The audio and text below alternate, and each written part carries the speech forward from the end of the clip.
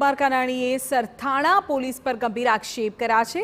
કોપીરાઇટના ગુનામાં સરથાણા પોલીસે તોડ કર્યાનો આરોપ છે।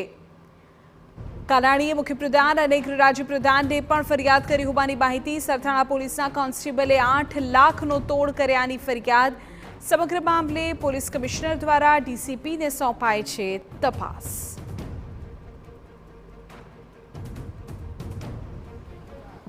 સરથાણા પોલીસ સ્ટેશનમાં કોપીરાઇટની જે રેડ પડી હતી અને રેડની અંદર જે કંઈ કાર્યવાહી થઈ એ કાર્યવાહી પોલીસની શંકાસ્પદ હતી અને એની ફરિયાદ મારી પાસે આવી હતી અને ફરિયાદને આધાર પર ખરેખર હકીકત શું છે, પોલીસની કાર્યવાહી ખરેખર શંકાસ્પદ છે કે કેમ તેની તપાસ કરવા માટે મેં પત્ર પોલીસ કમિશનરને લખ્યો હતો અને પત્રનો જવાબની હું રાહ જોઈ રહ્યો હતો।